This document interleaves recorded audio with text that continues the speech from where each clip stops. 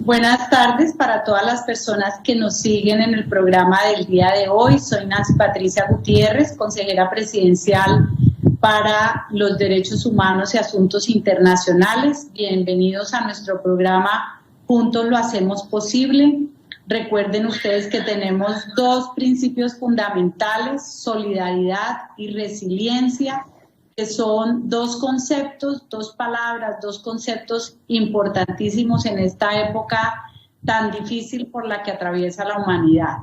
Hemos tomado la palabra solidaridad de un llamado que ha hecho la señora Michelle Bachelet, alta comisionada de Naciones Unidas para los Derechos Humanos, justamente diciéndole a la humanidad que es la forma de salvar al mundo a través de la solidaridad. Y la resiliencia, que es un concepto del presidente de la República, doctor Iván Duque, quien hace permanentemente un llamado a toda la gente en Colombia para que, a pesar de las dificultades, retomemos el camino, pensemos en el futuro y logremos pasar estos momentos difíciles. En el día de hoy vamos a tener un programa muy especial. Es el cuarto capítulo hablando del derecho a la educación. Estamos hablando de los derechos económicos, sociales, culturales y ambientales, los llamados DESCA, como la opción de recuperar la visión de respeto que debemos tener todos los seres humanos en torno a los derechos humanos, y por eso arrancamos con el primer derecho, la educación. Tuvimos una revisión con la ministra de Educación para hablar de la educación básica, la educación primaria, preescolar.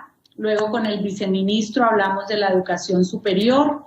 Luego estuvimos hablando de la tecnología, la virtualidad en la educación, y ahora con ustedes vamos a hablar de la ciencia, la innovación en la educación y los desafíos que tiene el país. Nos acompañan en el día de hoy el doctor Clemente Forero, doctor en economía y una persona muy reconocida en el campo de la educación, la ciencia, la innovación. Además, hace parte de la misión de Sabios y nos va a compartir ahora sus experiencias. El doctor Rolando Roncancio, vicerrector de procesos académicos de la Universidad de La Sabana. Sabemos que también tiene una visión muy importante sobre los temas de ciencia y de innovación en la educación superior. La doctora Adriana Gutiérrez, fundadora de Sinnova. Ella es consultora independiente, que también con una gran experiencia y una formación en los temas de innovación. Y el doctor Wilfran Ferney Bejarano, quien es el vicerrector de investigación y posgrados de la Universidad de la Amazonía, con una experiencia de la provincia colombiana, de las regiones, y una visión muy importante en la actualidad, que es todo el tema ambiental y las experiencias que ustedes viven también en esta visión innovadora desde la universidad. Entonces vamos a empezar en el día de hoy con este cuarto capítulo, y el primer planteamiento lo hacemos sobre los desafíos que tiene Colombia en los términos de cómo vincular a la academia con los problemas reales, aplicando la ciencia y la innovación. Y le voy a dar la palabra en primer lugar al doctor Clemente Forero. Muy amable, doctora Nancy Patricia, por esta invitación y por esa pregunta realmente. Fíjense que la investigación ha jugado un papel importantísimo en el país. No tiene mucha visibilidad, es cierto, pero el papel que ha jugado ha sido fundamental. Me voy a limitar a mencionar solamente 3 aportes que le ha hecho la ciencia a la economía del país y a la humanidad, y que son absolutamente fundamentales. El primero fue, hace ya varias décadas, la variedad Colombia. Ese fue un aporte tan importante que salvó la industria cafetera de nuestro país, con una variedad que permitió enfrentar la amenaza de la roya. En segundo lugar, la válvula de Hakim, que es un es un legado de Colombia para la humanidad, del profesor Hakim. Y finalmente, lo que hizo Colombia cuando teníamos en América Latina unos altos índices de viruela primero e igualmente de fiebre amarilla. Colombia exportaba vacunas para la viruela, para la fiebre amarilla, a través de Becol también exportábamos vacunas animales y, sin embargo, a finales del siglo pasado, cuando se dio la transición a la biología molecular, no hicimos las inversiones suficientes y hoy en día, ante la pandemia, estamos ante la situación de que no tenemos la capacidad de producir la vacuna, no de inventarnos la vacuna, sino de producirla en nuestro país. Es decir, que si nos dan la fórmula de la vacuna gratuitamente, no podríamos nosotros hacer esa producción en la actualidad. Por eso es que es tan importante hacer una inversión permanente en la ciencia y mantenerse en la frontera del conocimiento para atender a estas emergencias como la que estamos viviendo. Gracias, doctor Clemente. Indiscutiblemente todo su conocimiento y experiencia fundamental para esta visión. Le agradecemos mucho. Vamos a oír al doctor Rolando Roncancio, vicerrector de Procesos Académicos de la Universidad de La Sabana, que sé que además lo cogió la pandemia por fuera del país, preparándose para esa visión que la Universidad de La Sabana también está haciendo en beneficio de Colombia. Sí, señora. Doctora Nancy Patricia y a los compañeros del panel, buenas tardes. Me cogió la pandemia aquí. Siga, doctor. ¿Aló? ¿Me oyen? Me cogió la pandemia aquí, ahora estoy en el foco de la pandemia, en Texas. Esa pregunta, como le emociona al doctor Forero, a mí también me emociona, porque yo creo que toca con uno de los puntos centrales de la transformación de las universidades hoy en día. Y la respuesta, yo diría, ¿cómo traer problemas reales a ser resueltos en la universidad? Pues trayéndolos sistemáticamente, haciendo un esfuerzo por traerlos sistemáticamente a la investigación y a la docencia. Yo creo que hoy nadie tiene duda que la universidad está en transformación. Muchos hablan del surgimiento de una tercera generación de universidades. Y hay muchas señales para eso, pero si uno profundiza un poco, puede darse cuenta que una cosa que está en el fondo es un cierto reclamo, pienso yo legítimo, de parte de la sociedad a pedir impactos más tangibles por parte de las universidades. Hay una mirada probablemente generalizada de que las universidades a veces vivimos a espaldas de los problemas cotidianos, de los problemas de las comunidades, de las personas. Y hay que incorporarlos decididamente, orgánicamente a la investigación y a la ciencia. Hay que conectarse, la universidad tiene que conectarse. La universidad es una gran máquina de transformación. Las posibilidades que hay de transformación social desde la universidad son tremendas. Yo voy a centrarme un poco más, después de la respuesta del doctor Clemente, en la mirada desde la docencia. El doctor Clemente hizo una fuerte mirada desde la investigación y cómo desde la docencia, trayendo problemas reales orgánicamente y usando tecnología para resolverlos desde la misma docencia, también por supuesto de la investigación, se pueden resolver. Si las universidades logran tener plataformas estables, robustas de relacionamiento para recibir problemas de sus comunidades y alinean la investigación y la docencia, pueden conseguir unos resultados espectaculares. Les quiero contar un poquito, que es un poco también la mirada de la universidad y de nuestra universidad. Hace 6 años la universidad, que como todos saben está ubicada en la provincia de Sabana Centro, que la doctora Nancy Patricia conoce muy bien, está formada por 11 municipios, más o menos 500.000 habitantes. Se espera que en el 2050 tenga 2 millones de habitantes. Es decir, de cómo se desarrolle sosteniblemente la zona dependen muchas cosas, para Bogotá, para Cundinamarca, para el país. Y nosotros desde hace 6 años empezamos a trabajar en incorporar una tecnología de indicadores para desarrollo de ciudades sostenibles que adaptamos nosotros con el BID Es una metodología del Banco Mundial, nosotros la adaptamos junto con el BID a regiones sostenibles. Son 70 indicadores. Del trabajo que se hace siguiendo esos 70 indicadores salen unos diagnósticos que arrojan unos problemas de la región. Esos problemas de la región nosotros los traemos a la docencia, los llevamos a las asignaturas, por supuesto también a la investigación, y los alumnos, mientras diagnostican los problemas y los resuelven, van aprendiendo, van entregando soluciones.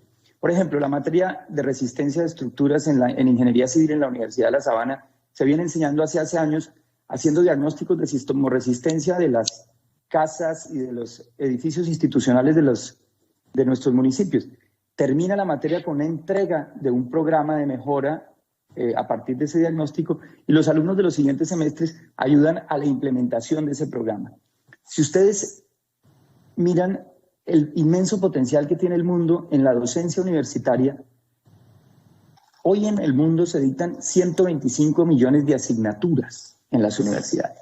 Imagínense que el 30% de esas asignaturas, o un porcentaje importante de asignaturas, la gente aprendiera mientras resuelve problemas reales. Eso es perfectamente posible si se integra una plataforma estable de solución de problemas. En la universidad, por ejemplo, ahorita tenemos 30% de las asignaturas que se dictan alrededor de retos, un 60% con aprendizaje experiencial. Y yo creo que el informe de la misión de sabios a este respecto deja un consejo muy importante para el gobierno nacional. Al final del informe, la misión de sabios dice expresamente: las universidades tienen que ganarse la confianza de empresas, de organizaciones, de comunidades emprendedoras mediante la entrega de soluciones, y agrega este adjetivo que me parece muy acertado, doctor Clemente: visibles, porque muchas veces el problema es que las soluciones que damos en las universidades, el trabajo que hacemos, es muy poco visible para nuestras comunidades. Yo creo que hay una hoja de ruta muy importante para el gobierno impulsando esa estructura del documento de la misión de sabios. Mil gracias, doctor Rolando, extraordinario su aporte. Vamos a oír a la doctora Adriana Gutiérrez con su visión también de mujer emprendedora y además con una trayectoria en los temas de innovación. Adriana. Gracias, doctora Nancy Patricia, y gracias a todos los panelistas. Bueno, yo debo empezar por decir que efectivamente hoy en día existen varios modelos estructurados que integran el accionar de la academia con la ciencia, tecnología e innovación. Esto es un tema que no es nuevo en nuestro país y que no es nuevo, por supuesto, en el mundo. Son muchos modelos y procesos que han venido desarrollándose a lo largo del tiempo para precisamente entender que la academia, que las universidades juegan un rol estratégico dentro del accionar del desarrollo y, por supuesto, de la activación de procesos en materia de ciencia, tecnología e innovación.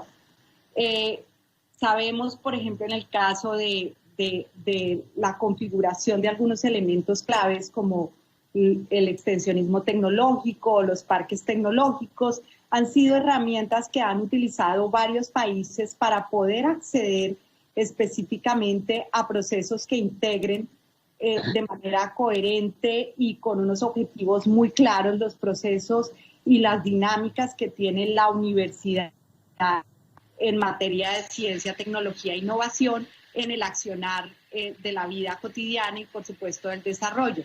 Sin embargo, la clave está en el cómo. Cómo se resuelven las necesidades, cómo se resuelven las oportunidades locales, cómo se atiende también a las empresas y a los pequeños empresarios o emprendedores en esas dinámicas, es definitivamente el reto que tenemos como país. No podemos desconocer que hay muchos ejemplos a nivel mundial de lo ocurrido en estas dinámicas, y nuestra misión y nuestra quizás objetivo final está en desarrollar y en crear unas soluciones concretas que articulen el accionar de la academia en esas necesidades. La universidad es un think tank natural, espontáneo, que se une a espacios de co-creatividad, de innovación, de investigación, porque acumula conocimiento y por lo tanto pueden ese conocimiento expresarse en la solución de problemas. Entonces allí es donde tenemos ese reto efectivo de encontrar las soluciones de acuerdo con las realidades locales o con las realidades y potencialidades que tenemos en una organización, en un territorio o en general en cualquier ámbito donde queramos desarrollar esta clase de iniciativas. Entonces, creo que muy importante valorar aquellas experiencias y ponerlas en un contexto nacional que de cara a esas oportunidades y también necesidades que tenemos. Gracias, doctora Adriana. Y para la información para ustedes, Adriana es mi hermana y a quien le he oído durante sus años de vida profesional hablar de estos temas importantes y por eso la invité a que nos acompañara en este panel. De igual manera vamos a oír entonces al doctor Wilfran Ferney Bejarano para que nos cuente esa visión desde la Amazonía y desde la universidad que tantos esfuerzos hace por poder además formar todo un capital desde Colombia y desde la Amazonía para tener innovación y para usar la ciencia y la tecnología al servicio de la educación. Doctora Nancy Patricia, un cordial saludo desde Florencia, Caquetá, de la comunidad universitaria de la Universidad de la Amazonia, en cabeza del señor rector Fabio Buritica Bermeo, y a cada uno de los panelistas. Quiero agradecer también estar presente en este momento. Para responder esta pregunta es muy importante un aspecto que la universidad tiene como responsabilidad de la academia, de la investigación y de la proyección social, y es el diálogo entre las partes. ¿Por qué? Porque a pesar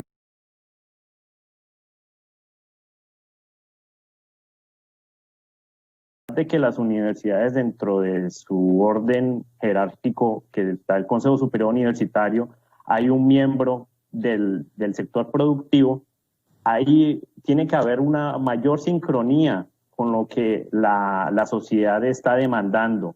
Entonces, por ejemplo, en las tesis de grado o las tesis de posgrado, tienen que estar acordes con las problemáticas de la región. Nosotros, desde la Universidad de la Amazonia, pues en varios departamentos tenemos sedes.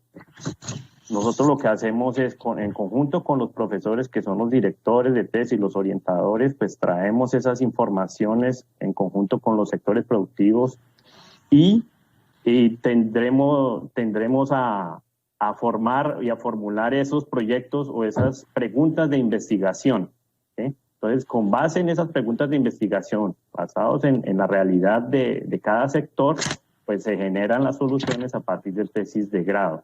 Otro sería en la parte principal, que es el desarrollo de laboratorios. También, a partir de la apuesta que tiene el Ministerio de Ciencia, Tecnología e Innovación por medio de este gobierno central, los actores reconocidos llegaron a tener una gran participación, ¿sí? Entonces, los centros de investigación son un gran partícipe. Por ejemplo, si nosotros revisamos documentos de competitividad en la región amazónica, el único departamento que está a un nivel medio bajo de competitividad es el Caquetá. El resto de departamentos de la región amazónica tiene un nivel de competitividad bajo. ¿Por qué? Porque nosotros tenemos en un proceso de formalización el Centro de Investigaciones Amazónicas Macagual. Es donde nosotros llevamos todas las preguntas de investigación que tiene la región amazónica, llevarlo a un lugar donde hay un pool de investigadores, un pool de estudiantes que lo que quieren es resolver por medio de la ciencia y la tecnología y formar una futura empresa para resolver problemas que aquejan a la sociedad en este momento. Entonces la universidad tiene, en fin, un gran papel que en este momento ha ganado bastante protagonismo en momentos de emergencia sanitaria, de todas las investigaciones que se están desarrollando con base en el desarrollo de vacunas. Han visto que son los investigadores y los científicos los que han sacado, en pocas palabras, la cara y decir, mire, podemos hacer diferentes desarrollos, pero es con base al conocimiento que han adquirido en las universidades públicas o privadas. Gracias, doctor Wilfran. Doctor Clemente, el gobierno nacional en cabeza del presidente Iván Duque y de la vicepresidenta Marta Lucía Ramírez hicieron esa convocatoria a la segunda misión de sabios y obviamente ustedes hicieron un análisis de país antes de la emergencia humanitaria que ha traído el COVID-19. ¿Cuál es su perspectiva frente a lo que ha ocurrido, uniéndolo a las conclusiones que ustedes en la misión de sabios le dejaron al país?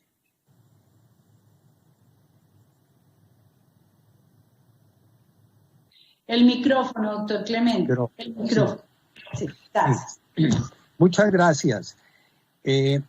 Yo creo que las recomendaciones que hicimos en la misión se fortalecen con esta situación de pandemia. El llamado que se hizo, por ejemplo, a hacer un esfuerzo continuado y firme en ciencia sigue siendo muy importante. El llamado a establecer una interfase, o sea, una conexión entre los centros donde se hace investigación en las universidades y otros centros e institutos muy importantes que tiene nuestro país y la industria igualmente se fortalece, como lo explicamos en la respuesta anterior.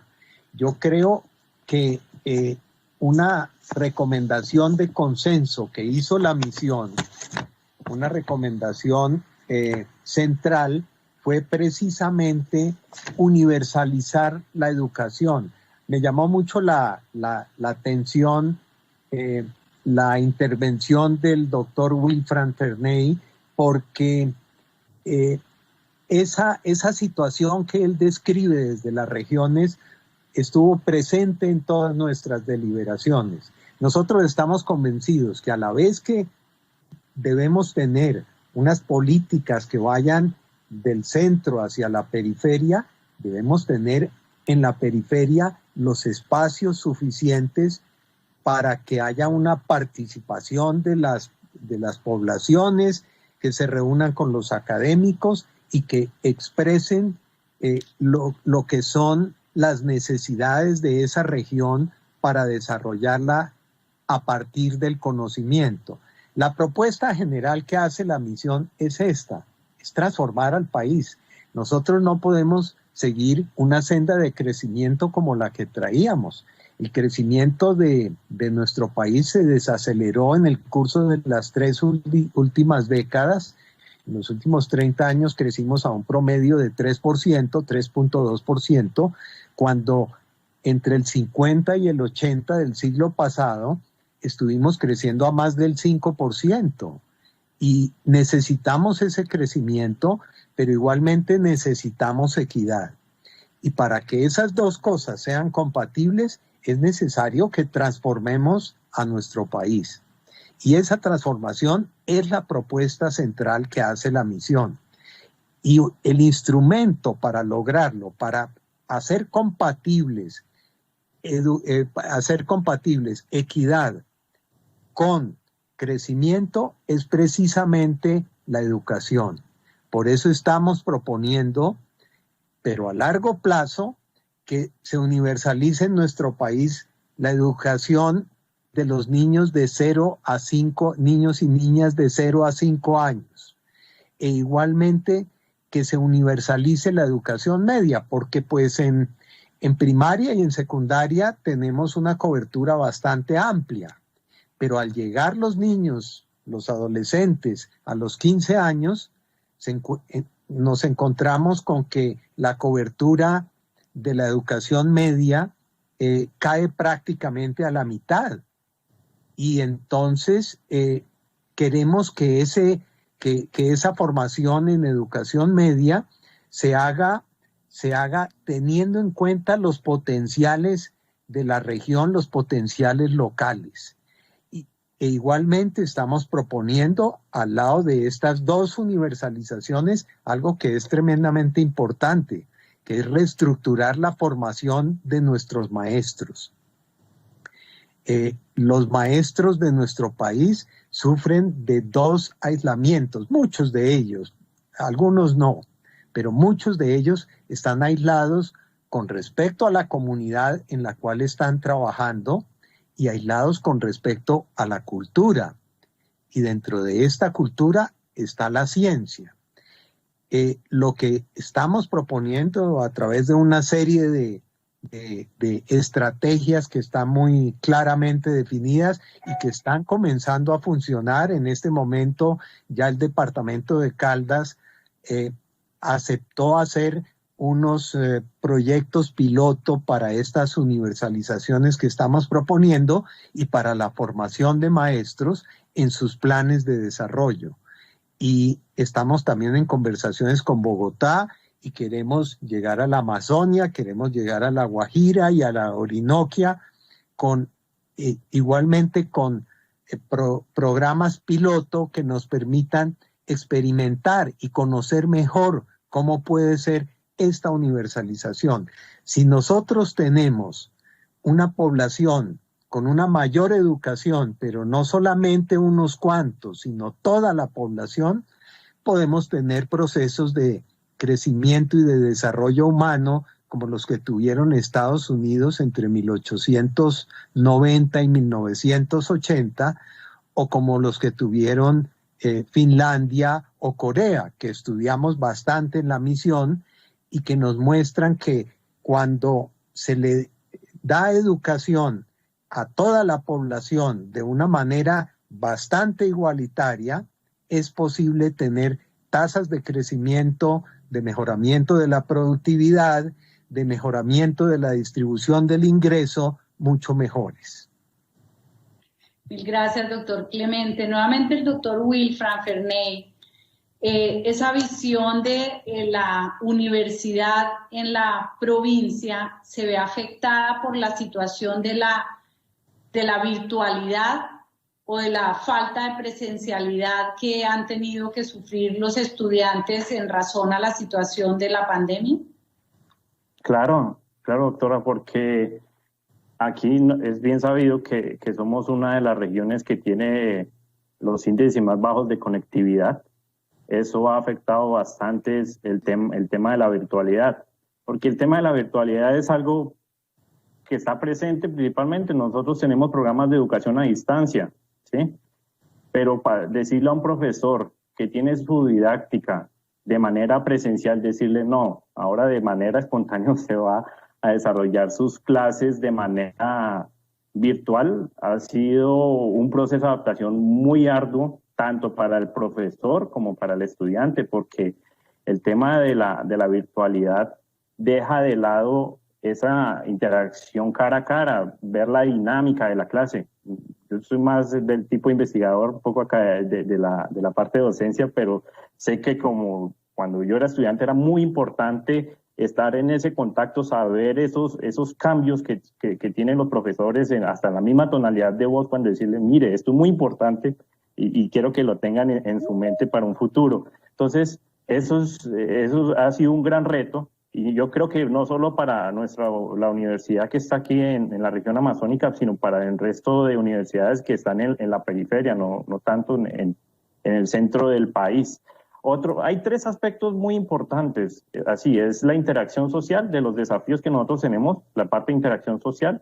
Ha sido muy interesante que la virtualidad nos ha llevado a que podemos traer profesores desde la virtualidad de otros países, ¿sí? Estudiantes que antes era muy difícil entrar en contacto, pues que tendrían que hospedarse aquí y tener un cuarto para poder asistir a sus clases, pues estar desde su casa. Hasta los mismos padres participan en las clases, se quedan sentados y escuchan qué es lo que el profesor está dando durante su clase. Eso es bastante importante. Pero el tema es que faltan herramientas tecnológicas. Nosotros tenemos laboratorios y ha sido muy difícil el desarrollo de la parte práctica, de investigación, ¿sí? A pesar de que pues hay un decreto, somos parte de una excepción, pues hay muchos estudiantes que no son del departamento del Caquetá, sino también pertenecen al departamento de Huila, Putumayo, el Amazonas, Entonces ellos tuvieron que deslocarse para sus lugares, para estar con sus familias. Entonces ellos optaron por decir, no, pues las clases prácticas vamos a hacer algunas simulaciones, vamos a desarrollar por medios interactivos las clases, ya sea de química, de física, matemáticas, pero ha sido imposible, por ejemplo, el desarrollo de tesis que tienen proyectos en campo, complicadísimo. Estamos pensando la idea de cómo dar esos plazos. Otro tema muy importante es el tema del contenido. El tema del contenido, pues nosotros nos globalizamos, conocimiento se globalizó, pero ¿qué es lo que sucede frente a eso?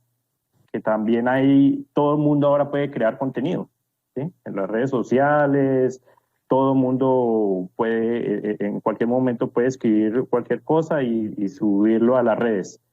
Entonces, en esa formación de nosotros como universidad, de un ciudadano crítico, tenemos que enseñar al estudiante y al futuro profesional a tener ese pensamiento de filtro de información, que es bastante complejo, pero que tenemos que enseñarle a saber filtrar la información, saber cuándo es una noticia falsa, saber cuáles son las verdaderas fuentes de las informaciones para no tener problemas a futuro, y que en ese momento pues uno ve que lo bombardean todo el tiempo de informaciones relacionadas con la emergencia sanitaria, con todo lo que está sucediendo en este momento.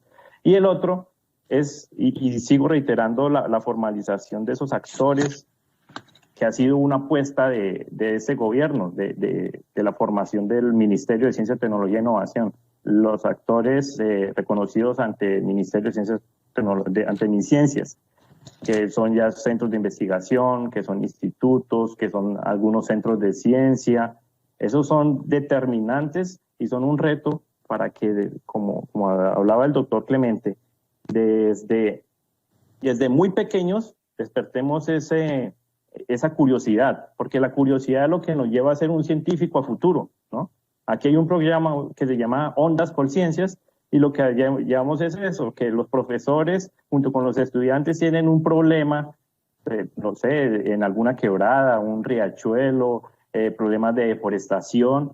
Ellos desarrollan una propuesta, nosotros por medio de ese programa Ondas por Ciencias se les brinda un apoyo, un auxilio económico, y ellos desarrollan el proyecto, ¿sí? Entonces, desde muy pequeños tienen ese pensamiento de investigación. Eso es, digamos, el sueño de todo científico, de que usted pueda ver el desarrollo de su...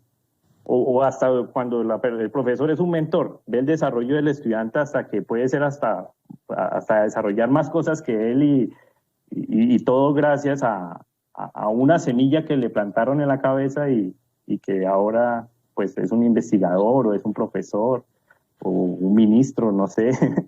Entonces eso es muy importante, esos retos que la universidad tiene en regiones como la región amazónica. Gracias, doctor Wilfran. Bueno, vamos a preguntarle a la doctora Adriana también esa visión de el uso de la innovación social en la educación, además de la experiencia académica que hemos oído, la innovación social, ¿qué es dentro de la educación? Bueno, yo creo, doctora Nancy Patricia, que es importante revisar dos aspectos. El primero, cómo la innovación impacta en la educación, y lo segundo es cómo la educación impacta en la innovación. Y son dos aspectos distintos, porque hemos venido viendo a lo largo de estos años que efectivamente las diferentes dinámicas y tecnologías, como es el caso de la inteligencia artificial o el machine learning, están cobrando una fuerza muy importante dentro de los sistemas educativos. Normalmente la ciencia, tecnología e innovación para la educación busca mejorar la calidad educativa y busca mejorar el acceso de la educación a partir de modelos tecnológicos que complementan los espacios dados por la formación, o por los mismos contenidos que establece el sistema. Sin embargo, lo que hoy vemos es que esas oportunidades tecnológicas están desplazando muchos conceptos que anteriormente eran tradicionales. Así, por ejemplo, hace poco tuve la oportunidad de recorrer un colegio en México donde tenían un sistema de aprendizaje y estaba integrado al colegio. Cuando uno entra al colegio es normal, tiene unos alumnos que están conectados a un sistema, y este sistema lo que permite es leer por cada alumno cuáles son sus habilidades, cuáles son sus características y también oportunidades de mejora que hacen que les permita proveer ciertos contenidos o ciertos accesos que luego el estudiante va a transformar en dinámicas propias de aprendizaje. Así entonces, cuando uno le pregunta a uno de estos niños cuántos libros has leído durante el semestre, el niño responde perfectamente: he leído 20, 30 libros, porque el sistema está diseñado para leer cuáles son esas habilidades que tiene este pequeño y cómo debe a su vez reaccionar a ellas. Y esto es la confluencia de una serie de factores que lleva a la ciencia, tecnología e innovación a mejorar el sistema educativo e incluso hacerlo disruptivo. Hoy pensamos en que va a cambiar, es decir, el sistema educativo va a cambiar y va a generar una serie de dinámicas muy diferentes a las que estamos acostumbrados. Sin embargo, también debemos ver que la educación está de cara y favorece la ciencia, tecnología e innovación.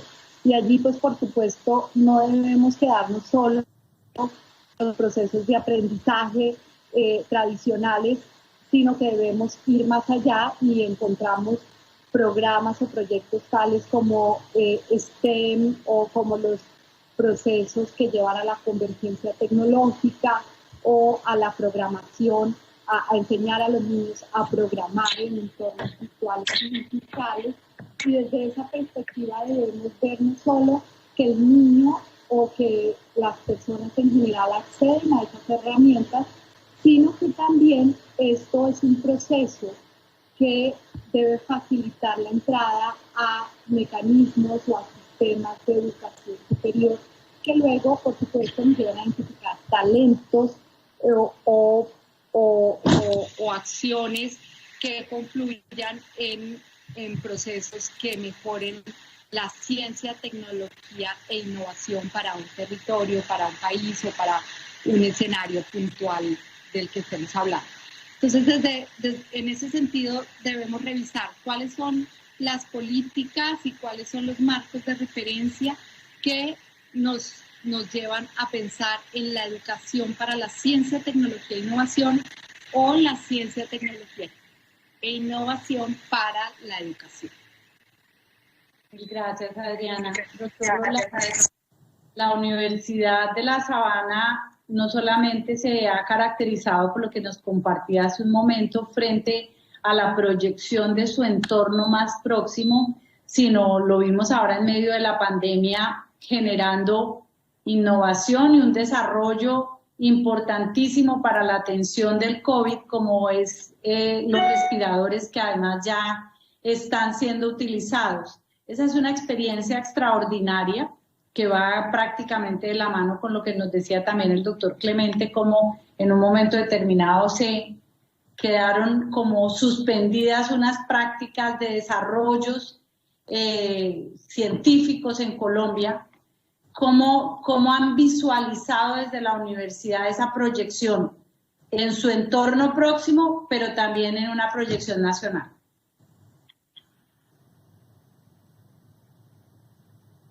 El micrófono, doctor Rolando. A todos nos ha pasado más de una vez esta semana, con seguridad. Decía que efectivamente ahí hay un reto y una oportunidad enormes. Creo que si algo nos hemos ido haciendo conscientes en las últimas décadas con el tema de la megatendencia de la sostenibilidad, y otras fuerzas, es que el imperativo fundamental para poder innovar y por tanto para poder generar crecimiento intensivo en las economías, etcétera, es la colaboración. Y esta experiencia de los ventiladores de la universidad es, yo creo, una historia de eso, de cooperación radical. También sabemos, como lo sugería el doctor Clemente, y está muy claro, muy patente en las recomendaciones de la misión de sabios, que la innovación, la tecnología, el emprendimiento no se puede conseguir, no se puede generar de manera consistente aisladamente. No hay organizaciones que puedan aisladamente, tampoco las universidades, producir de una manera que impacte realmente el crecimiento, el desarrollo integral de un país, de la sociedad. En un primer momento de la crisis, ahorita del COVID, nosotros vimos que estábamos desconectados. Se hizo más patente cuando se vio la necesidad de que se iban a necesitar los ventiladores para atender la pandemia, pues nos dimos cuenta de eso. Pero muy rápidamente, el sentido de urgencia que trajo la crisis, que siempre es un gran aliado de las transformaciones, las crisis, y así lo hemos vivido en la Universidad de La Sabana, desde la anterior crisis de la inundación que nos llevó a hacer un proceso de transformación digital muy rápido.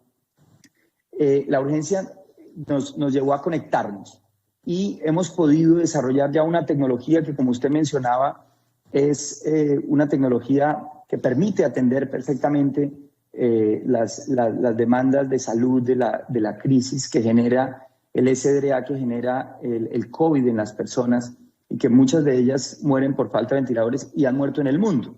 Nosotros dijimos, esto no nos puede pasar, y entonces decidimos sacar adelante el ventilador. Hoy es una tecnología real, pero me quiero enfocar más que en la tecnología del ventilador, que hoy está ya a disposición de muchas IPS del país y se seguirá acelerando ese proceso.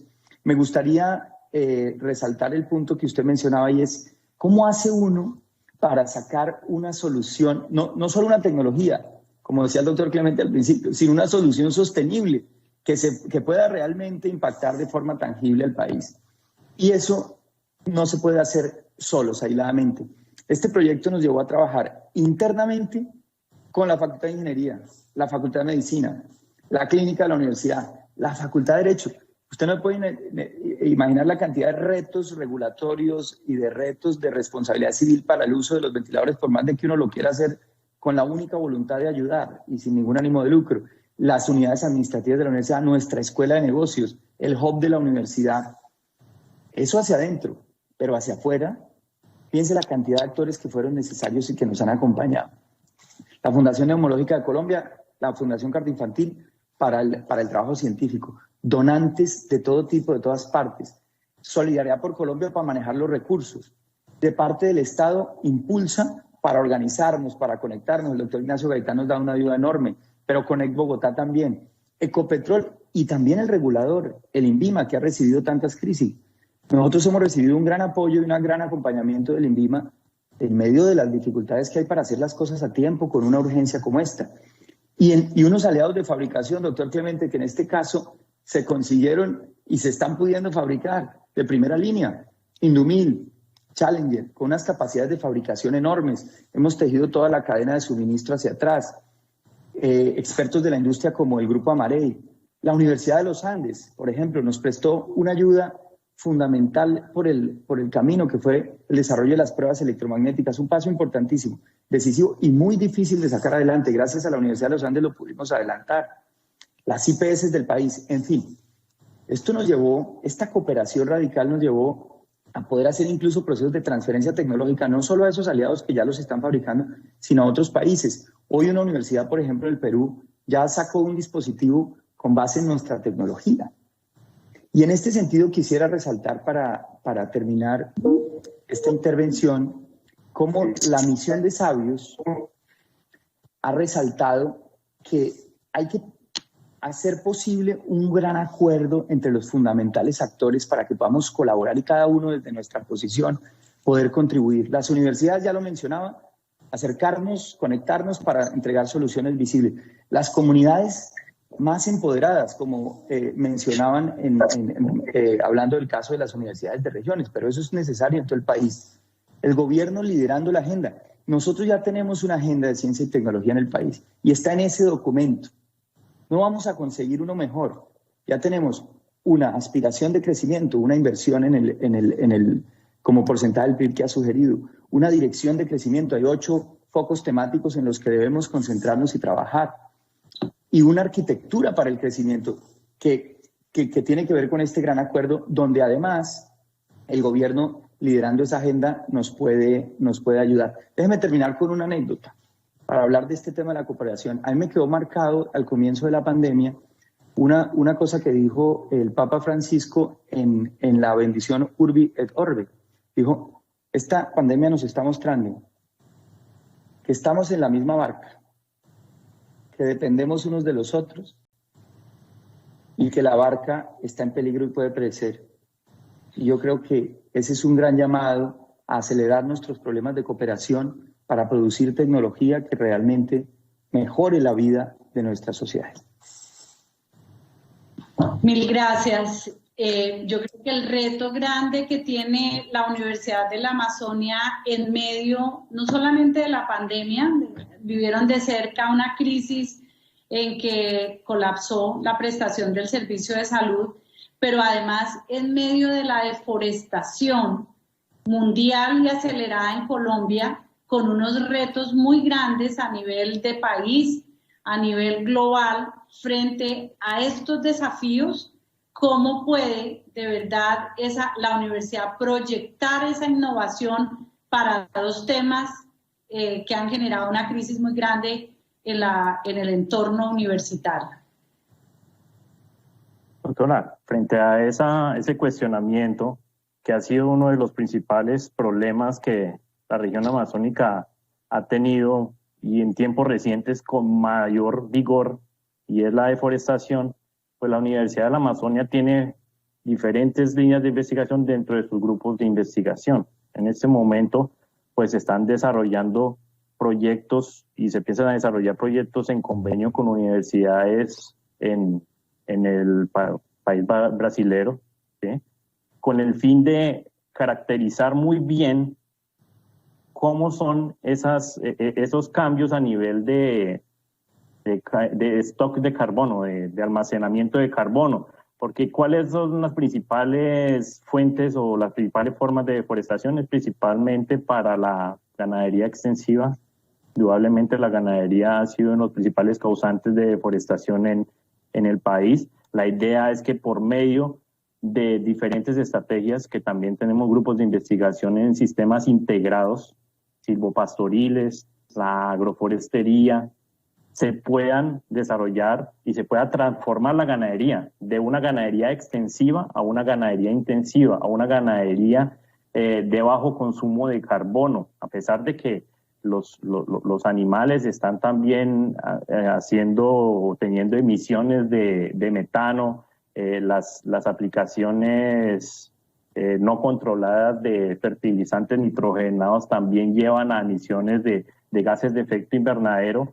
El uso de la ciencia y el uso de desarrollo de técnicas para evaluación lo que conlleva es a que el productor, al productor pecuario o al productor agrícola, decirles, mire, hay unas alternativas que son eficaces para reducir los problemas de deforestación, reducir ese número tan amplio en hectáreas que se están deforestando diariamente, y por el contrario, atender a las políticas que el gobierno colombiano pues se ha comprometido, ¿no? A 2030 nosotros estamos pensando en una reducción de aproximadamente unos 70 megatoneladas de CO2 equivalente ante el Acuerdo de París, y eso es un compromiso muy grande, ¿sí? No solo porque el principal emisor sean los sistemas agrícolas, los sistemas pecuarios, la tala indiscriminada de árboles, sino que nosotros tenemos que hacer esa conversión, tenemos que hacer ese cambio, y es que todos los seres humanos, por más que estemos o no participando activamente de ese sector económico, tenemos impacto por ejemplo, en el consumo elevado de cárnicos o el consumo elevado de productos que puedan afectar, digamos, al aumentar el consumo de algunos productos, podemos llevar también a aumentar la oferta de esos productos y por ende, pues mayor consumo de fertilizantes. Entonces, lo que queremos es llevar al uso racional de los productos, a decirles que hay nuevas estrategias de producción, no decirles no, tienen que eliminar la ganadería. Eso, créeme, que es algo imposible, ¿sí? No queremos también cambiar culturalmente los hábitos alimenticios de las personas, pero sí saber que el ser humano tiene la decisión de decir voy a consumir este producto porque proviene de un lugar que tiene buenas prácticas agrícolas, buenas prácticas de manejo, o que esta madera que yo estoy consumiendo en un mueble viene certificada por un lugar que es producido y que no tiene problemas de ilegalidad de portarla de madera. Entonces, eso depende en sí. Lo que queremos llevar es a que la ciudadanía,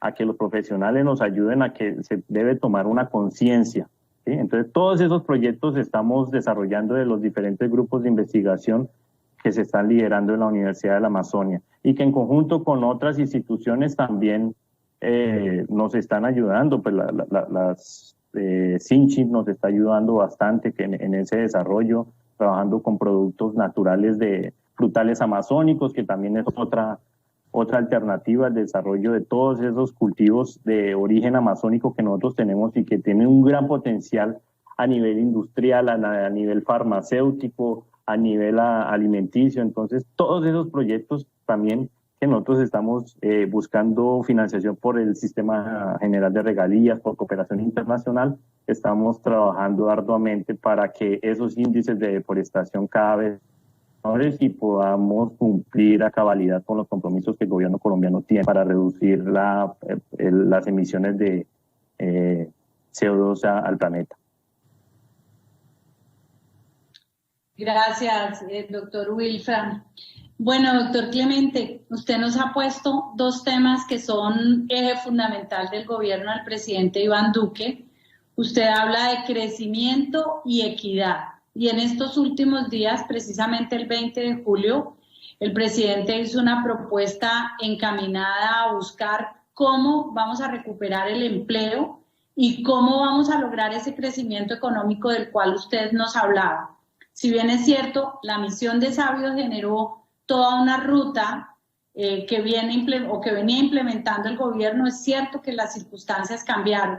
Entonces, ¿cómo logramos efectivamente garantizar ese crecimiento para obtener la equidad en medio de las dificultades y desafíos que se nos presentan en el inmediato futuro?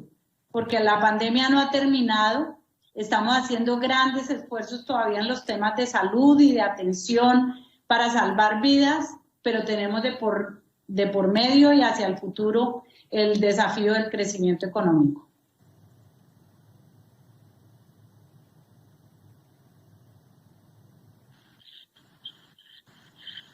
Bueno, yo creo que esa es una pregunta muy importante y le voy a decir lo siguiente. Nuestro país tiene un potencial gigantesco. Hay personas en este país que están dedicadas a hacer avanzar la ciencia y están en la frontera de esa ciencia. La pandemia nos permitió ver mucho de ese potencial. Se hizo una convocatoria de emergencia para proyectos de investigación que tuvieran que ver con la pandemia y se presentaron cerca de 800 proyectos a esa convocatoria, muchos de los cuales, 2/3 partes, me atrevo a decir por un muestreo que alcancé a hacer, son de altísima calidad. No todos pudieron ser financiados porque no había los recursos suficientes. Pero fíjese, ya aislamos en el laboratorio de la doctora Rugeles en Medellín, se aisló el coronavirus. Se están produciendo los ventiladores o respiradores. una universidad que me llamó mucho la atención entre esas propuestas que pude ver, una universidad propuso la fabricación en 3 meses de 100 equipos de PCR para hacer la prueba reina para el coronavirus. Eso me llamó muchísimo la atención porque eso es una actividad fundamentalmente de la industria, pero era una universidad la que decía, tenemos la capacidad, tenemos el personal capaz de producir estos aparatos en nuestro país. Otros investigadores muy brillantes están trabajando con plasma para el tratamiento de la enfermedad, de la COVID. Es decir, tenemos muchas cosas, llegamos a prototipos, pero nos cuesta trabajo dar ese paso a la industria. Ese último paso de toda la innovación, de todo el proceso de la ciencia y la tecnología es algo difícil. Yo creo que necesitamos industria, necesitamos una política industrial que llame y que convoque a los industriales de nuestro país a ponerse al frente. Cuando Taiwán hizo esto, hace aproximadamente unos 30, 40 años, convirtió a un fabricante de juguetes, lo convirtió en el principal fabricante de chips a nivel internacional. Ese tipo de llamamientos es muy importante. Tenemos muchos potenciales, por ejemplo, y la doctora Adriana mencionaba muchos de esos potenciales. Yo le quiero decir que hay colombianos haciendo en proyectos en otros países, fabricando celdas solares orgánicas. Hay colombianos en computación cuántica, como Ana María Rey, una miembro de la misión de Sabios. Igualmente, estamos diseñando partes de chips que en otros países se están integrando para hacer el Internet de las cosas. Somos fuertes en microscopía. Tenemos gente trabajando en biología sintética, en holografía y óptica avanzada. Estamos exportando a la China máquinas para hacer holografía. Eso es algo importante, pero no hemos logrado convertir eso en un potencial económico y a la vez dentro de un criterio que siempre debe ser el de la sostenibilidad. Hay un ejemplo interesante de país, Costa Rica. Costa Rica está exportando en la actualidad 27-28% de sus exportaciones son productos médicos, productos que son insumos o equipos médicos. Ese es uno de los renglones en los cuales la misión identificó que había también un gran potencial.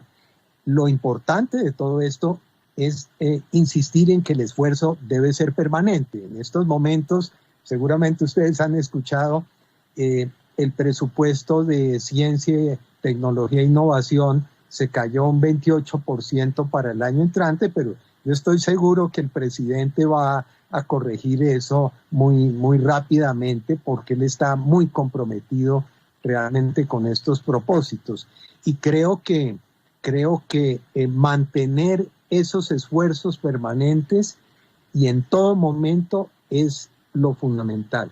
Pero sí, como le decía, necesitamos una política industrial y una política de hacer que la ciencia dialogue con la industria en nuestro país, con la industria y la agricultura, obviamente, como es el caso de la Amazonia.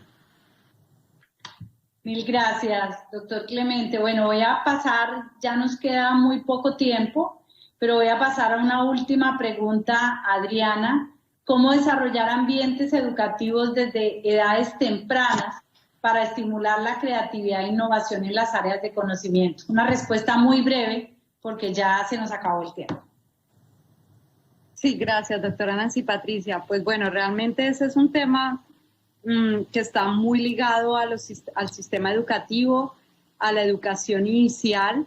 Como ya lo había mencionado anteriormente, la ciencia, tecnología e innovación está también al servicio de la educación.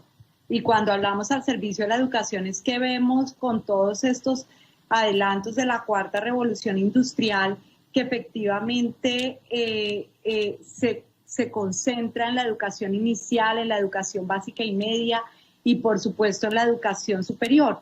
Y hace poco tuve la oportunidad de tener una conferencia sobre los impactos de la cuarta revolución industrial en la educación inicial, que está principalmente orientada a los niños de 0 a 5 años, y vemos cómo efectivamente la tecnología allí también surte un rol muy importante y que es un rol que es muchas veces espontáneo, es decir, no responde solamente a la dinámica de un establecimiento educativo o de cuidado hacia los menores, sino que también son los mismos padres y el ambiente los que llevan a que estos chiquitos en esas edades tempranas tengan unos accesos, un acceso inmediato y permanente a la tecnología. Entonces la clave está en poder establecer unos vínculos hacia la pedagogía, hacia cómo también los docentes deben instruir a los padres y deben instruir a la comunidad en esa clase de accesos, qué tipo de oportunidades se encuentran en poder respaldar las dinámicas de cuidado y de protección para esos menores. Es muy importante resaltar que efectivamente hoy existen muchas maneras de hacerlo, que hay muchas metodologías, que hay sistemas educativos que así lo promueven y que indiscutiblemente vamos cada día a encontrar mucha más diversidad en esas oportunidades en el mercado a nivel educativo. Pero yo también quisiera resaltar un poco lo que decía el doctor Clemente en torno a esa proyección que tenemos como país en materia de ciencia, tecnología e innovación, y decir que efectivamente la clave está en nuestros territorios. Yo tuve la oportunidad de crear y de acompañar la primer Secretaría de Ciencia, Tecnología e Innovación en el país, y sigue siendo la única en el departamento de Cundinamarca, con unas ejecuciones y unos proyectos muy interesantes que deberían seguir otros departamentos y otras entidades territoriales, pensando efectivamente en cómo cohesionar y activar procesos en este sentido que resalten las misionalidades propias que tiene cada territorio y de qué manera podemos nosotros como actores en el ámbito académico, en el ámbito privado, en el ámbito lógicamente público, generar unas dinámicas de acción. No podemos seguir pensando que la ciencia, tecnología e innovación responda al funcionario de turno, al funcionario que puede establecer unas articulaciones o unas conexiones interesantes y puede desarrollar o puede generar unos resultados importantes para la comunidad, sino debemos propender y permitir unos sistemas de articulación y conexión permanentes para la comunidad. Y allí está la clave, está en poder liderar y empoderar a nuestra comunidad en torno a lo que es la ciencia, tecnología e innovación. Hicimos investigación aplicada con las comunidades, con los pequeños productores, con las problemáticas locales, y allí es donde está específicamente esa necesidad con la que debemos conectar de la mano con la academia. Y la clave está en poder hacer una transferencia con esa observancia, con esa posibilidad de desarrollar y de aplicar los conceptos de acuerdo a las necesidades. Muy importante también tener en cuenta que hoy en día hablamos de el conocimiento abierto. La democratización del conocimiento no solo se ve en materia de educación, se ve también en materia de propiedad intelectual. El tener acceso a patentes y a desarrollos intelectuales de gran avance, pues obviamente nos quitan limitaciones a países como el nuestro para poder acceder a nuevos conceptos y desarrollos que debemos dimensionar como país, como empresa y como academia. Debemos estar conectados a esas posibilidades que tenemos hoy como sociedad. Gracias, Adriana. En 2 minutos, doctor Wilfran, ¿es factible generar esa relación de emprendimiento desde las zonas más apartadas en el país? Academia, emprendimiento. Claro, claro que es factible, ¿sí? La universidad en sí, dentro de sus ejes misionales está la proyección social. Hay una unidad de emprendimiento, por ejemplo, en la Universidad de la Amazonia, que presta toda una asesoría para el desarrollo legal de una empresa, por ejemplo, ¿sí? Hay varios proyectos que los investigadores han venido desarrollando con el fin de ¿qué? De generar alternativas económicas para ellos, ¿sí? Que no sea la deforestación, por ejemplo, que sea el desarrollo de ecoturismo. Hay bastantes proyectos de ecoturismo que la universidad está liderando y que está haciendo también los mismos proyectos de investigación, hacer toda la parte de cuáles son las mejoras en la calidad de vida de las personas de comunidades indígenas, por ejemplo, que están participando en veredas alejadas, por ejemplo, del municipio de Solano, que es uno de los municipios más grandes del país y que es Amazonía colombiana y que tiene que uno transitar por vía fluvial para llegar a esos corregimientos. Allá se encuentra la universidad apoyando esos procesos para decir que sí es posible, de que hay posibilidad de que regiones apartadas, de que a pesar de que puede que no tengan todas las necesidades básicas satisfechas, pueden tener como una luz y poder desarrollar empresa, ¿sí? De que personas de mismos ciudadanos colombianos podamos decir, bueno, voy a conocer la Amazonas colombiano y voy a ir a unos lugares alejados donde hay diferentes especies de aves, por ejemplo. Hay bastantes aves y hay muchísimas personas que tienen ese hobby para la observación de aves, para encontrar de pronto una nueva especie. Hay lugares que no, esos lugares son tan interesantes así para la investigación o también para esos desarrollos económicos que no se han encontrado. Hay varias especies que se están identificando en estos momentos y que la universidad está apoyando y que la misma comunidad está apoyando también, ¿sí? Los mismos profesores, los mismos investigadores les están enseñando en la identificación de aves, en la identificación de flora, ¿sí? En la identificación de nuevos mamíferos, de primates. Hay un proyecto bastante interesante con primates. Entonces, es importantísimo que la universidad como actor del Estado ayude a que esas comunidades alejadas puedan tener la posibilidad de desarrollar su economía en una actividad legal, ¿sí? Gracias, doctor Wilfran. Ya me indican aquí que nos quedan los 2 últimos minutos. Será el doctor Rolando quien cierre y además que nos diga cómo de verdad logramos transformar desde la academia con la innovación la economía colombiana. Me encanta esa pregunta. Déjeme dar un centro y 3 ideitas. Una, yo creo que a lo que está llamada la universidad de hoy, la universidad de tercera generación, es a dar la última milla, a acompañar esa última milla, a ser una universidad emprendedora, a hacer lo que el doctor Clemente dice, oiga, pero producimos innovación, pero no la convertimos en solución estable. Y el puente entre esas dos cosas es realmente conectarse con el emprendimiento. Hay que conectarse más. Tenemos una gran oportunidad porque hoy el paradigma también de la innovación corporativa, de la innovación de las organizaciones, es el de la innovación abierta. Las empresas están abriendo sus sistemas de innovación y hay una oportunidad enorme en las universidades, la universidad es probablemente la institución social que tiene más capacidades instaladas, más variedad de capacidades. Ese es su diferencial institucional y tiene que aprovecharlo bien, conectándolo, poniéndolo al servicio de la sociedad. Ustedes recuerdan que les conté, esta es la segunda idea, lo de las clases de la sismoresistencia de las casas. ¿Saben cómo se da la materia hoy?